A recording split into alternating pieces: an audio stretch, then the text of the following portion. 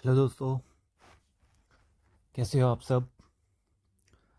आज हम देखेंगे एनसीईआरटी सिक्स्थ क्लास अध्याय 4। हमने 3 अध्याय पहले ख़त्म कर लिए हैं। अध्याय 4 आरंभिक नगर। चलिए शुरू करते हैं। देखते हैं पुराने भवन का संरक्षण। जसपाल और हरप्रीत अपने घर के पास की गली में क्रिकेट खेल रहे थे। उन्होंने देखा कि कुछ लोग खंडहर घर की तारीफ कर रहे थे, जिसे गली के बच्चे बूढ़ा घर कहा करते थे। एक ने कहा, इसकी इसकी वास्तुकला को देखो। क्या आपने कहीं लकड़ी पर इतनी सुंदर नक्काशी देखी है? यानी नक्काशी थी उधर। दूसरी महिला ने कहा, हमें मंत्री जी को पत्र लिखकर कहना चाहिए कि वह इस खूबसूरत घर को सुरक्षित रखने के लिए इसकी मरम्मत कराने की व्यवस्था करें। यह सब सुनकर जसपाल और हरप्रीत सोचने लगे कि इस पुराने खंडहर से लोगों का इतना लगाव क्यों हो सकता है। अब इससे समझ गए होंगे कि इसमें हम कुछ पुरानी जो घर थे वगैरह उन सब चीज़ों को देखेंगे। हड़प्पा की कहानी, ये नाम ध्यान रखना, हड़प्पा। अक्सर पुरानी इमारत अपनी कहानी बताती है। लगभग 150 साल पहले जब पंजाब में पहली बार रेलवे लाइनें बिछाई जा रही थीं, 150 साल पहले पंजाब में, ये ध्यान रखना, पंजाब में पहली बार रेलवे लाइनें बिछाई जा रही थीं, तो इस काम में जुटे इंजीनियरों को अचानक हड़प्पा पुरास्थल मिला। हड़प्पा पुरास्थल मिला जो आधुनिक पाकिस्तान में है। अभी वो आधुनिक पाकिस्तान में है। उन्होंने सोचा कि यह एक ऐसा खंडहर है जहां से अच्छी ईंटें मिलेंगी। यह सोचकर वे हड़प्पा के खंडहरों से हजारों ईंटें उखाड़ ले गए, जिससे उन्होंने रेलवे लाइन बिछाई। इससे कई इमारतें पूरी तरह नष्ट हो गईं। उसके बाद लगभग 80 साल पहले पुरातत्वविदों ने इस स्थल को ढूंढा। उसके बाद 80 साल पहले पुरातत्वविदों ने इस स्थल को ढूंढा और तब पता चला कि यह खंडहर उपमहाद्वीप के सबसे पुराने शहरों में से एक है। चूंकि इस नगर की खोज सबसे पहले हुई थी, इसलिए बाद में मिलने वाले इस तरह के सभी पुरास्थलों में जो इमारतें और चीज़ें मिली, उन्हें हड़प्पा सभ्यता की इमारतें कहा गया। सबसे पहले मिला था हड़प्पा, तो इसी के नाम पर ही इसे हड़प्पा सभ्यता कहा जाने लगा।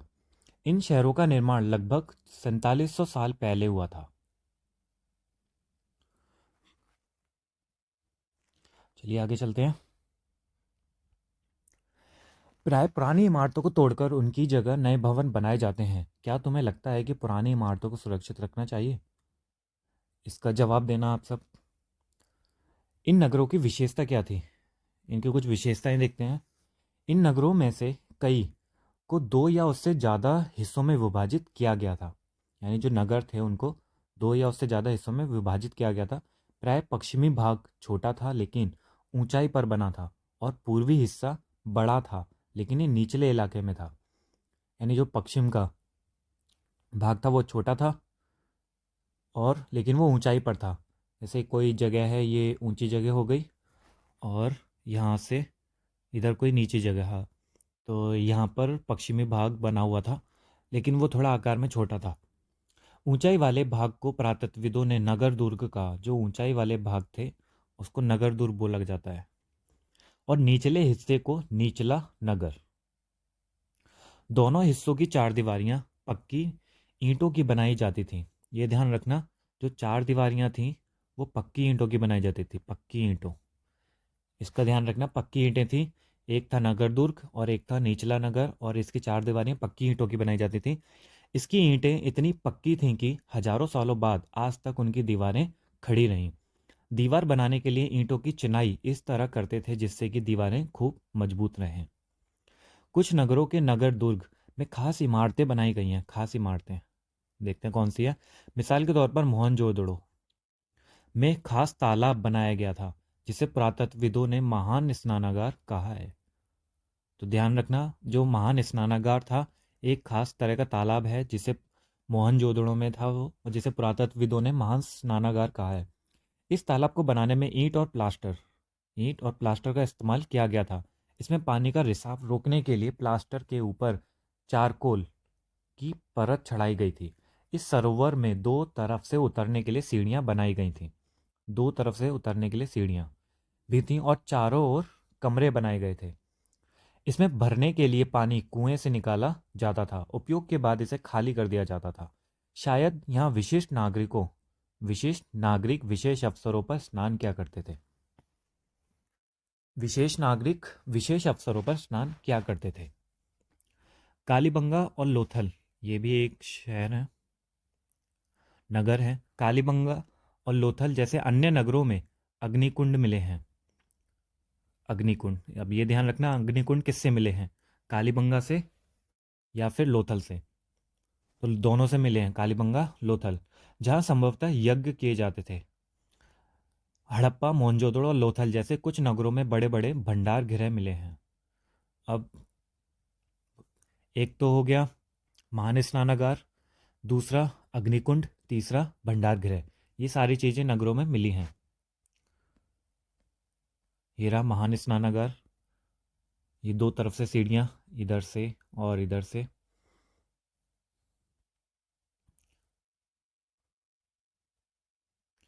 यहाँ देखते हैं, ये नगर आधुनिक पाकिस्तान के पंजाब और सिंध प्रांतों, भारत के गुजरात, राजस्थान, हरियाणा, पंजाब प्रांतों में मिले हैं। इन सभी स्थलों में से पुरातत्वविदों को अनोखी वस्तुएं मिली हैं। इनको कुछ वस्तुएं भी मिली हैं, जैसे मिट्टी के लाल बर्तन जिन पर काले रंग के चित्र बने थे, पत्थर के बाट, मुहरे, मनके, तांबे के उपकरण और पत्थर के लंबे ब्लेड। ये सारी चीज़ें यहाँ से मिली हैं। उपमहाद्वीप में आरंभिक नगर, इसका ये मानचित्र है जिसमें आप देख सकते हैं ये सिंधु नदी, सिंधु घाटी सभ्यता बोला जाता है। इधर रहा मोहनजोदड़ो और कालीबंगा, लोथल, सुरकोतदा, धोलावीरा, चंदूधड़ो, सात काखो, ये सारे स्थल हैं आपके मोहनजोदड़ो और सॉरी मोहनजोदड़ो नहीं, हड़प्पा सभ्यता के।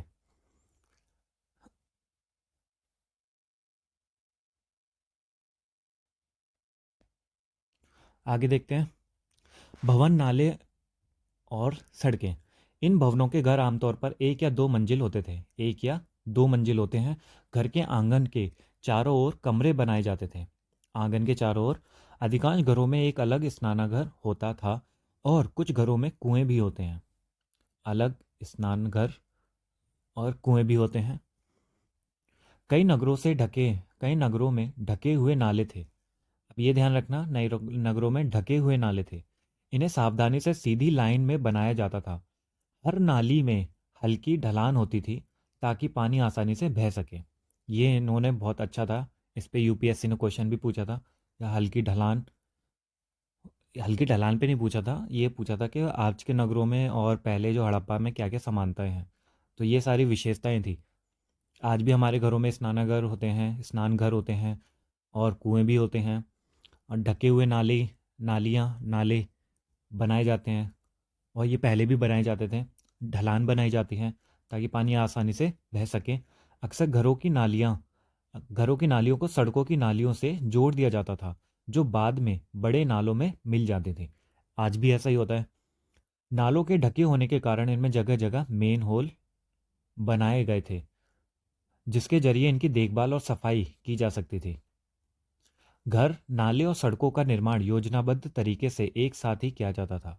ये ध्यान देना, घर, नाले और सड़कें तीनों का निर्माण जो योजनाबद्ध तरीके से होता था, एक पूरी फुलफिल प्लानिंग होती थी, तब ये बनाए जाते थे। ये देखते हैं, हड़प्पा के नगरों में ईंटों की चिनाई। ये ईंटों की चिनाई दिखा रहे हैं यहाँ पर।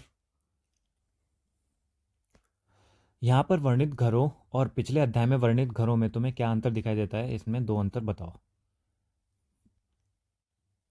आगे देखते हैं, नगरीय जीवन।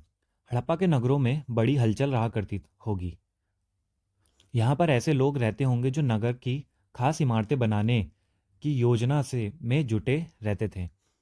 यहाँ पर ऐसे लोग रहते थे जो नगर की खास इमारतें बनाने की योजना में जुटे रहते थे। जो हमने ऊपर ने देखी हैं खास इमारतें, उनको बनाने वाले लोग यहाँ रहते थे। ये संभवतः यहाँ के शासक थे और ये शासक थे। यह भी संभव है कि ये शासक लोगों को भेजकर दूर दूर से धातु, बहुमूल्य पत्थर और अन्य उपयोगी चीजें मंगवाते थे। शायद शासक लोग खूबसूरत मन को सोने चांदी से बने आभूषणों जैसी कीमती चीज़ों को अपने पास रखते होंगे। इन नगरों में लिपिक भी होते थे जो मुहरों पर लिखते ही थे और शायद अन्य चीज़ों पर भी लिखते होंगे जो बच नहीं पाई हैं। तो लिपिक लिखने वाले जो सब चीज़ों पे लिखते थे ताकि पहचान हो सके। इसके अलावा नगरों में शिल्पकार स्त्री पुरुष भी रहते थे, यानी जो शिल्पकार थे वो दोनों स्त्री और पुरुष थे। अपने घरों या किसी उद्योग स्थल पर तरह तरह की चीज़ें बनाते होंगे। लोग लंबी यात्राएं भी करते थे और वहाँ से उपयोगी वस्तुएं लाते थे और साथ ही लाते थे सुदूर देशों की किस्में किस्से कहानियाँ। मिट्टी से बने कई खिलौने भी मिले हैं जिनमें बच्चे खेलते होंगे। नगर में रहने वाले लोगों की एक सूची बनाओ। क्या इनमें से कुछ ऐसे लोग हैं जो मेहरगढ़ जैसे गांवों में रहते थे? बच्चों को कितना कठिन काम दे देते हैं कभी कभी ये।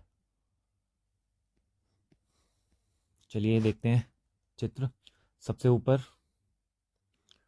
फिर ऊपर, बाएं और नीचे,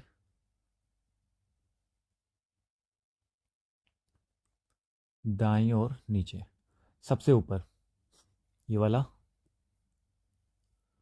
मोहनजोदड़ो की एक सड़क और उसमें बना नाला। बताओ, ये मोहनजोदड़ो की एक सड़क है और इसमें नाला बना हुआ है। फिर दूसरा, एक कुआं, ये एक कुआं है। बाईं और नीचे ये वाला, हड़प्पा की एक मुहर, ये हड़प्पा की एक मुहर है, ऐसी होती थी। इस पे कुछ ये लिपि लिखी हुई है, चित्र में बनी हुई है, जिसे आज तक पढ़ा नहीं गया है। एक इस मुहर के ऊपर के चिन्ह एक खास लिपि में है। उपमहाद्वीप में पाए गए लेखन की यह उदाहरण है प्राचीनतम उदाहरण है ये। विद्वानों ने इसे पढ़ने की कोशिश की है लेकिन अभी तक यह पता नहीं चल पाया कि इसका अर्थ क्या है। इन हम चांद तक पहुंच गए हैं लेकिन अभी तक इस लिपि का पता नहीं चल पाया कि क्या लिखा हुआ है इसमें। दाईं ओर, पक्की मिट्टी के खिलौने। ये पक्की मिट्टी के खिलौने सारे मिट्टी हैं, जब मिट्टी को पका देते हैं तो पक जाती है। नगर और नए शिल्प। आओ हम अब कुछ ऐसी चीज़ों के बारे में अध्ययन करें जो हड़प्पा के नगरों से प्राप्त हुई हैं। पुरातत्वविदों को जो चीज़ें वहाँ मिली उनमें अधिकतर पत्थर, शंख, तांबे, कांसे, सोने और चांदी जैसी धातुओं से बनाई गई थी। तांबे और कांसे से औजार, हथियार, गहने और बर्तन बनाए जाते थे। तांबे और कांसे से, सोने और चांदी से गहने और बर्तन बनाए जाते थे। यहाँ मिली सबसे आकर्षक वस्तु में मनके, बाट और फलक हैं। मनके, बाट और फलक हैं। हड़प्पा सभ्यता के लोग पत्थर की मोहरें बनाते थे। इन आयताकार मुहरों पर सामान्यतः जानवरों के चित्र मिलते थे, जैसा कि अभी हमने ऊपर देखा। हड़प्पा सभ्यता के लोग काले रंग से डिजाइन किए हुए खूबसूरत लाल मिट्टी के बर्तन बनाते थे। काले रंग से डिजाइन किए हुए लाल मिट्टी के बर्तन। ये देखते हैं अध्याय 3 में तुमने जिन गांवों के बारे में पढ़ा, क्या वहां भी धातु का उपयोग होता था? क्या वे पत्थर के बांट बनाते थे? आगे देखते हैं। संभवतः 7,000 साल पहले मेहरगढ़ में, हमने देखा था ये मेहरगढ़ ऊपर, कपास की खेती होती थी। ये ध्यान रखना, मेहरगढ़ में 7,000 साल पहले कपास की खेती होती थी। मोहनजोदड़ो से कपड़े के टुकड़ों के अवशेष, चांदी के एक फूलदान के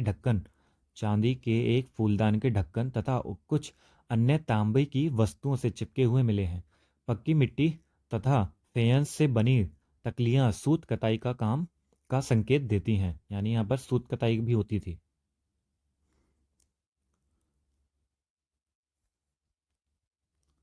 इनमें से अधिकांश वस्तुओं का निर्माण विशेषज्ञों ने किया। विशेषज्ञों, स्पेशलिस्ट ने, यानी उनको बहुत अच्छे से आता था वो काम करना। विशेषज्ञ उसे कहते हैं जो किसी खास चीज़ को बनाने के लिए खास प्रशिक्षण लेता है, जैसे पत्थर तराशना, मन के चमकाना या फिर मोहरों पर पच्चीकारी करना। पृष्ठ 36 पर चित्र देखो कि मूर्ति का चेहरा कितने आकर्षक ढंग से बनाया गया है। अभी हम देखेंगे मूर्ति का चेहरा, और उसकी दाढ़ी कितनी अच्छी तरह दर्शाई गई है। यह किसी विशेषज्ञ मूर्तिकार का ही काम हो सकता है, यानी इसकी तारीफ करी जा रही है यहाँ पर।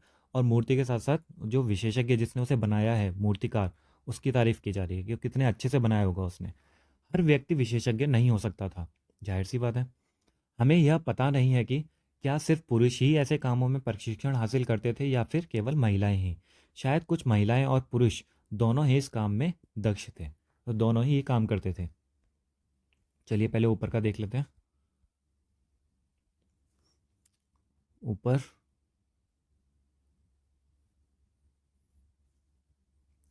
पत्थर के बांट देखो, ये पत्थर के बांट है, वजन वाले, जिससे तौलते हैं। कितने ध्यान से और उपयुक्त तरीके से इन बांटों को बनाया गया है। इन्हें चर्ट पत्थर से बनाया गया है। अब ये ध्यान रखना है, इन्हें किस पत्थर से बनाया गया है? चर्ट पत्थर। यानी आपसे क्वेश्चन ये तो नहीं आएगा, बाट ऐसे आ सकता है कि चर्ट पत्थर हड़प्पा में मिलता था या नहीं, तो हाँ मिलता है, चर्ट पत्थर मिलता था। इन्हें शायद बहुमूल्य पत्थर और धातुओं को तौलने के लिए बनाया गया होगा। तो इसका ये फंक्शन भी दे दिया क्यों बनाया गया था। अब ये बाएं वाले मन के, ये वाले, इनमें से कई कार्नीलियम पत्थरों से, ये ध्यान रखना, कार्नीलियन पत्थरों से बनाए गए थे। पत्थरों को काट और तराश कर मन के बनाए गए, पत्थरों से ही बनाए गए थे। इनके बीच छेद किए गए थे ताकि धागा डालकर माला बनाई जाए। ये माला बना रखी है ऐसी। अब पत्थर के धारदार फलक, ये दाएं वाले पत्थर के धारदार फलक हैं ये। अब कढ़ाईदार वस्त्र, इस वाली मूर्ति की बात हो रही है, इसी की दाढ़ी की बात हो रही थी। ये सब दाढ़ी कितने हिसाब से बनाई है, और यहाँ पर भी चित्रकारी देखो कितने अच्छी तरीके से बनाई है ये। एक महत्वपूर्ण व्यक्ति की पत्थर से बनी मूर्ति जो मोहनजोदड़ो से मिली थी, इसमें उसे कढ़ाईदार वस्त्र पहने दिखाया गया है। यही कढ़ाईदार वस्त्र हैं ये वाले, और ये मोहनजोदड़ो से मिली है, ये ध्यान रखना। ये जो कढ़ाईदार वस्त्र की एक मूर्ति जो मिली है, वो कहाँ से मिली है? वो मोहनजोदड़ो से मिली है। चलिए आगे चलते हैं। फेयंस। फेयंस क्या होते हैं? पत्थर और शंख प्राकृतिक तौर पर पाए जाते हैं, लेकिन फेयंस को कृत्रिम रूप से तैयार किया जाता है। बालू या स्फटिक पत्थरों के चूर्ण को गोंद में मिलाकर उनसे वस्तुएं बनाई जाती थीं। उसके बाद उन वस्तुओं पर एक चिकनी परत चढ़ाई जाती थी। इस चिकनी परत के रंग प्राय नीले या हल्के समुद्री हरे होते थे। फेयंस से मनके, चूड़ियाँ, बालें और छोटे बर्तन बनाए जाते थे। इसमें एक दिन ध्यान रखना, फेयंस जो था वो प्राकृतिक रूप से नहीं था, कृत्रिम रूप से तैयार किया गया था। और ये कैसे तैयार किया गया था? बालू या स्फटिक पत्थरों के चूर्ण को गोंद में मिलाकर ऐसे तैयार किया गया था। गोंद में उसे मिला दिया जाता था और उससे वस्तु बनाई जाती थी। उसके बाद उस पर चिकनी परत चढ़ा दी जाती थी, जिससे बहुत चिकना हो जाता था। यहाँ पर आप देख रहे हैं इसे।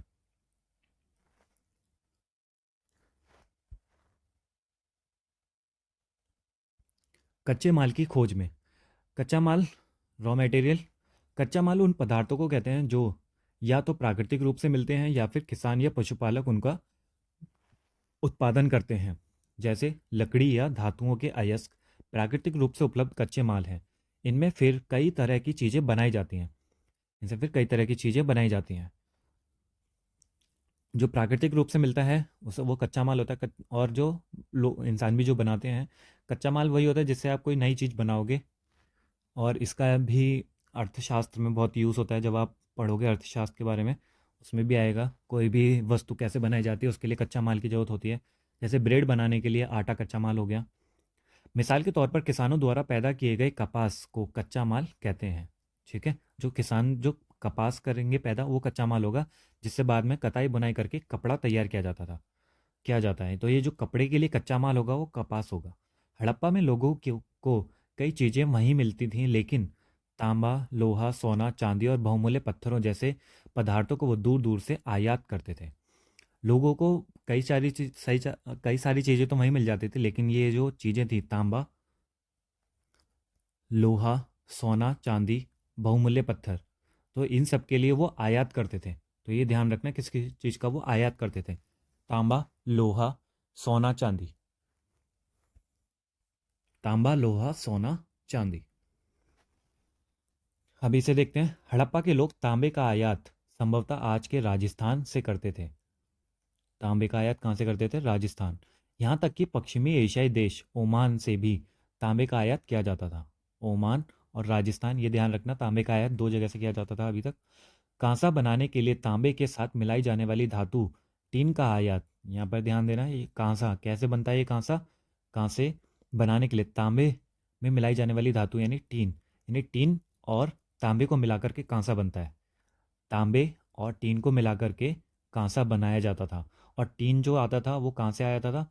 आधुनिक ईरान से और अफगानिस्तान से किया जाता था। तो तांबा कहाँ से आया था? तांबा आया था राजस्थान और ओमान से। कांसा कहाँ से आया है? कांसा बनाने के लिए जो टीन है वो कहाँ से आया है? ईरान और अफगानिस्तान से। तांबा और जब टीन आ जाता था तो उससे कांसा बनाया जाता था। सोने का आयात सोने का आयात आधुनिक कर्नाटक और बहुमूल्य पत्थर का आयात गुजरात, ईरान और अफगानिस्तान से किया जाता था। यह हमारे व्यापार को दर्शाता है।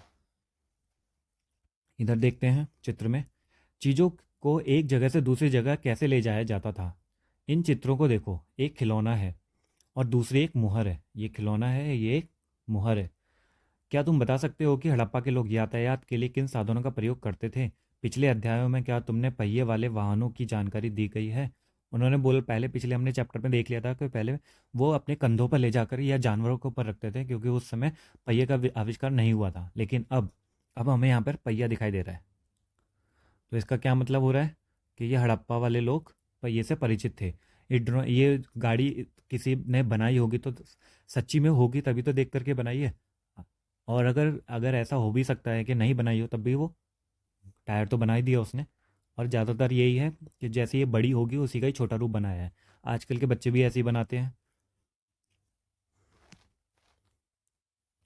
बच्चों को बच्चों का खिलौना हल। ये बच्चों का खिलौना है, दिखाया गया है। आज हल चलाने वाले ज़्यादातर किसान पुरुष होते हैं। हमें ज्ञात नहीं है कि क्या हड़प्पा में भी यही प्रथा थी। अभी इसका कुछ पता नहीं है कि हल चलाने वाले पुरुष थे या फिर औरतें भी थीं। नगरों में रहने वाले वालों के लिए भोजन। अब जो नगरों में रहते थे उनके लिए भोजन कहाँ से आता था? लोग नगरों के अलावा गांवों में भी रहते थे, यानी दोनों में रह रहे हैं, नगरों और गांवों में।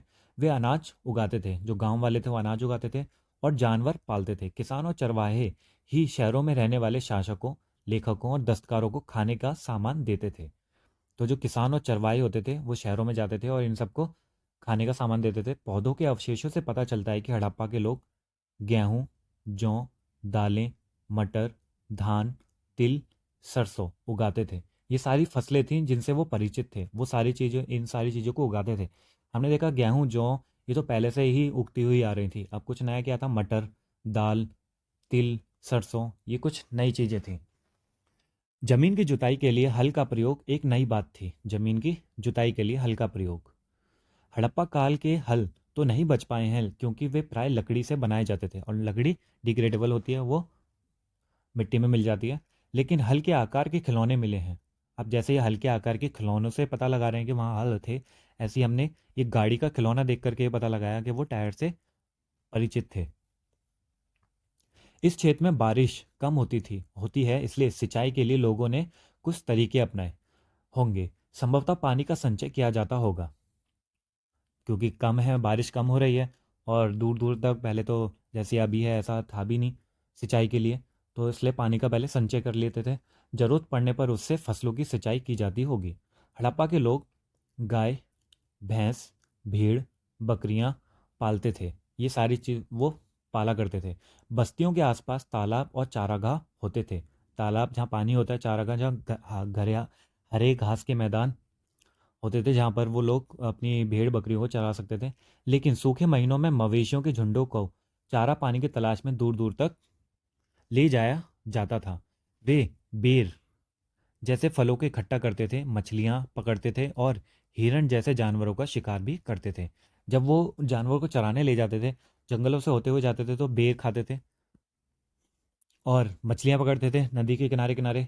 उसके बाद जंगलों में अगर हिरण दिखता था उसका भी शिकार करते थे। ये सारा उनका भोजन था। तो यहाँ पे नगरों का भोजन और जो लोग गाँव के थे और जो चराने ले जाते थे उनके भोजन के बारे में बताया गया है। गुजरात में हड़प्पा कालीन नगर का सूक्ष्म निरीक्षण। अब गुजरात में देखते हैं हम। कच्छ के इलाके में खदीर बेत के किनारे धोलावीरा नगर बसा था। ये ध्यान रखना, धोलावीरा। इस पे क्वेश्चन आता है पूरा एक। वहाँ साफ पानी मिलता था। कैसा पानी? साफ पानी। और जमीन उपजाऊ थी। जहाँ हड़प्पा सभ्यता के कई नगर दो भागों में विभक्त थे, वहीं धोलावीरा नगर को 3 भागों में बांटा गया था। धोलावीरा नगर को 3 भागों में बांटा गया था। ये चीज़ ध्यान रखना कि ऐसा कौन सा नगर था जो हड़प्पा सभ्यता का जो 3 भागों में बांटा था, तो ये धोलावीरा नगर था। इसके हर हिस्से के चारों ओर पत्थर की ऊंची ऊंची दीवारें बनाई गई थीं। इस इसके चारों ओर पत्थर की ऊंची ऊंची दीवारें बनाई गई थीं। इसके अंदर जाने के लिए बड़े बड़े प्रवेश द्वार थे। इन इस नगर में एक खुला मैदान भी था जहां सार्वजनिक कार्यक्रम आयोजित किए जाते थे। यहाँ मिले कुछ अवशेषों में हड़प्पा लिपि के बड़े बड़े अक्षरों को पत्थरों में खुदा पाया गया है। यहाँ पर एक चीज ध्यान किए, कुछ अवशेषों में हड़प्पा लिपि के बड़े बड़े अक्षरों को पत्थरों पर खुदा पाया गया है। इन अभिलेखों को संभवतः लकड़ी में जड़ा गया था। इन अभिलेखों को लकड़ी में जड़ा गया था। यह एक अनोखा अवशेष है क्योंकि आमतौर पर हड़प्पा के लेख मुहर जैसी छोटी वस्तुओं पर पाए जाते हैं। यहाँ पर दो चीज़ें एक चीज़ काम की हैं। एक तो यहाँ के जो नगर थे वो 3 भागों में थे। दूसरा, यहाँ पर जो अभिलेख मिले हैं हड़प्पा लिपि के, वो बड़े बड़े अक्षरों में पत्थरों में खुदा पाया गया है और इसको पत्थरों को लकड़ी में जड़ा गया था। तो ये नई चीज़ है। तो ये 2 चीज़ें आपको ध्यान में रखनी है और ये आंसर में लिखनी है। अगर एक और चीज़ ध्यान रखनी है तो ये भी कि ऊंची ऊंची दीवार थी और बड़े बड़े प्रवेश द्वार थे। गुजरात की खंबात की खाड़ी में मिलने वाली साबरमती की एक उपनदी के किनारे बसा लोथल नगर ऐसे स्थान पर बसा था जहां कीमती पत्थर जैसा कच्चा माल आसानी से मिल सकता था। अब दूसरे नगर की बात हो रही है, लोथल। तो लोथल कहाँ पर था? खंबात की खाड़ी में मिलने वाली एक नदी है साबरमती, उसकी एक उपनदी, उसके किनारे बसा हुआ था एक लोथल नगर। और यहाँ से क्या मिलता था? कीमती पत्थर जैसा कच्चा माल आसानी से मिल जाता था। यह पत्थरों, शंखों और धातुओं से बनाई गई चीज़ों का एक महत्वपूर्ण केंद्र था। इस नगर में एक भंडार गृह भी था। भंडार गृह से कई मुहरें और मुद्रांकन और मुहरबंदी गीली मिट्टी पर दबाने से बनी उसकी छाप मिली है। तो यहाँ पर ध्यान रखना लोथल से क्या क्या चीज़ें मिली हैं। लोथल एक जो बनाई जाती थी पत्थरों, शंखों, धातु से बनाई चीज़ों का महत्वपूर्ण केंद्र था। ये भंडार गृह भी मिले हैं यहाँ पर। कई मुहरें, मुद्रांकन या मुहरबंदी जो गीली मिट्टी से दबाने वाली उसकी छाप, इसे बोलते हैं। जैसे कोई गीली मिट्टी ले ली, उस पर छाप मार दी तो उससे पता चल जाता है ये किस चीज़ का है। ये सारी चीज़ें यहाँ मिली हैं। आगे देखते हैं, लोथल का बंदरगाह। यह बड़ा तालाब लोथल का बंदरगाह रहा होगा जहाँ समुद्र के रास्ते आने वाली नावें रुकती थीं। संभवतः यहाँ पर माल चढ़ाया उतारा जाता होगा। ये लोथल का बंदरगाह दिखाया गया है। ऊपर कुछ छूट तो नहीं गया? कुछ नहीं छूटा।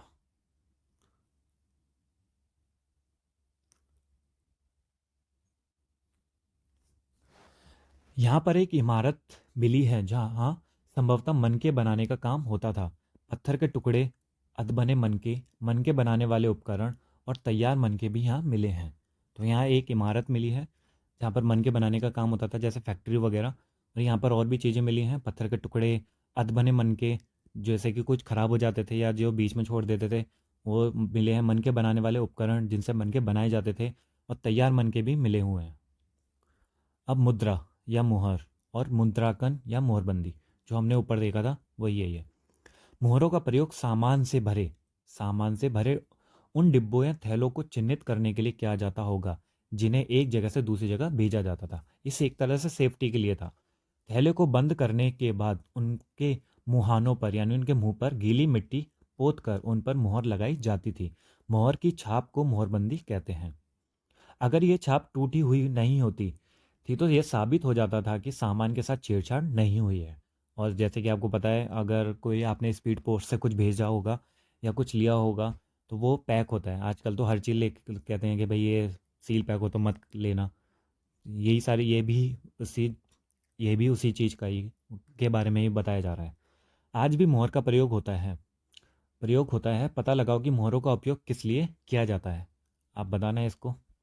सभ्यता के अंत का रहस्य। अब ये सभ्यता जैसे बढ़ी थी उसी तरह थोड़ी देर बाद ये ख़त्म भी हो गई, अंत हो गया। अब इसका ये पता नहीं चल पाया ये कैसे हुई, लेकिन सब विद्वानों ने इसके लिए अलग अलग मत दिए हैं, अलग अलग तर्क दिए हैं। लगभग 3900 साल पहले एक बड़ा बदलाव देखने को मिलता है। अचानक लोगों ने इन नगरों को छोड़ दिया। लेखन, मुहर, बांटों का प्रयोग बंद हो गया। दूर दूर से कच्चा माल का आयात काफ़ी कम हो गया। मोहनजोदड़ो में सड़कों पर कचरे के ढेर बनने लगे। जल निकासी प्रणाली नष्ट हो गई और सड़कों पर ही झुग्गी नुमा घर बनाए जाने लगे। इतना सारा बदलाव आया।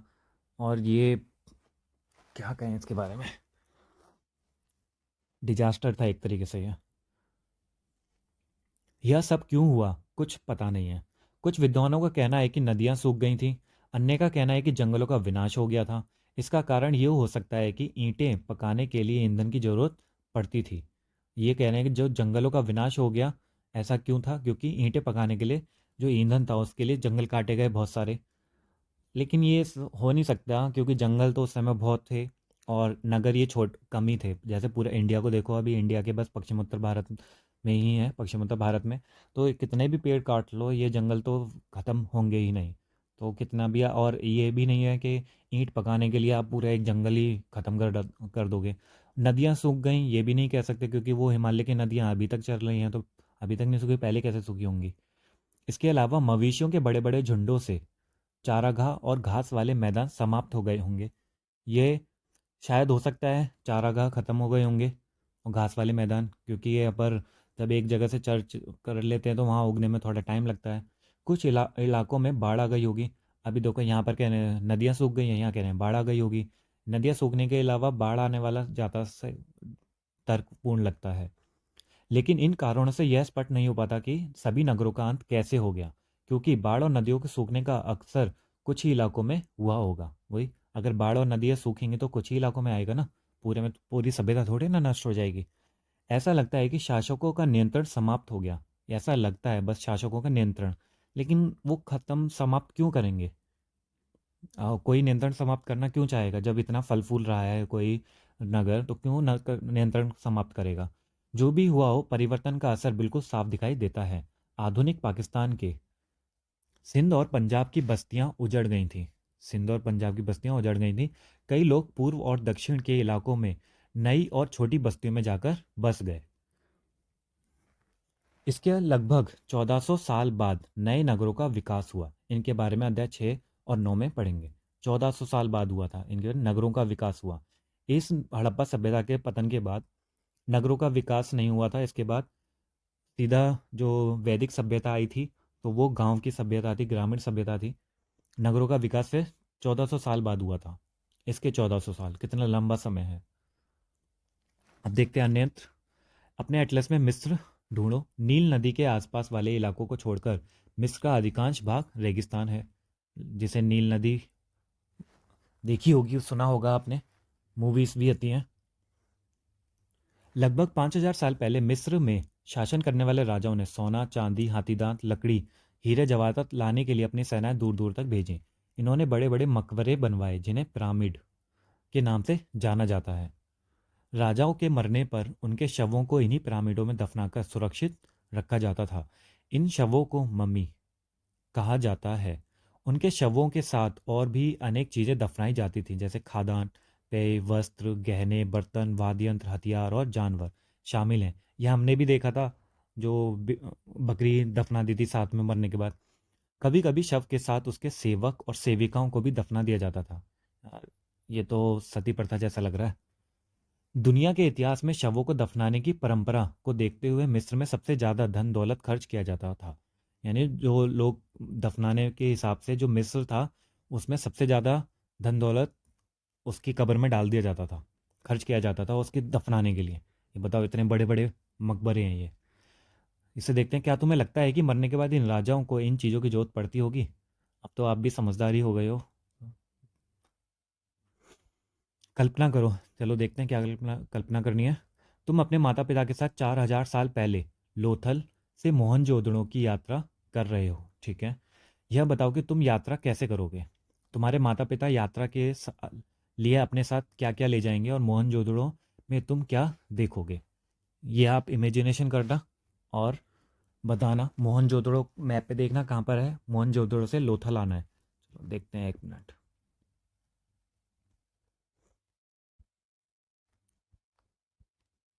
कहाँ गया? हाँ, ये रहा।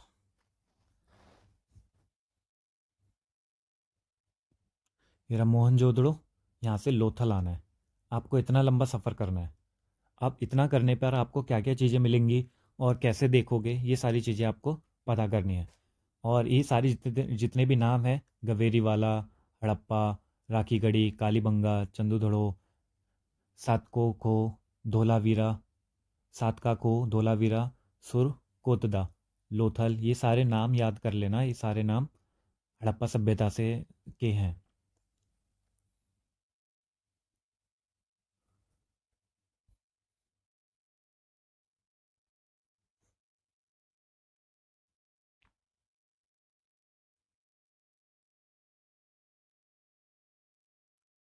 ये पार्ट ख़त्म हो गया है।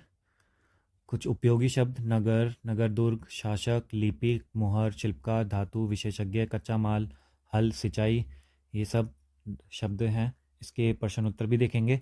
कुछ महत्वपूर्ण तिथियां देख लेते हैं। मेहरगढ़ में कपास की खेती, ये ध्यान रखना, मेहरगढ़ में कपास की खेती हुई थी लगभग 7,000 साल पहले। नगरों का आरंभ हुआ था लगभग 4700 साल पहले। ये इंपॉर्टेंट है कि नगरों का आरंभ कब से हुआ था, 4700 साल पहले से हुआ था। हड़प्पा के नगरों के अंत की शुरुआत कब हुई थी? इसकी शुरुआत वो हुई थी 3900 साल पहले। अन्य नगरों का विकास लगभग 2500 साल पहले। अन्य नगरों का विकास हुआ वो 2500 साल पहले होना शुरू हुआ था। फिर कहाँ ये 2500 साल पहले और ये 4700 साल पहले, कितना डिफरेंस है। चलिए, अगले अध्याय के लिए मिलते हैं अगली वीडियो में। तब तक के लिए बाय बाय।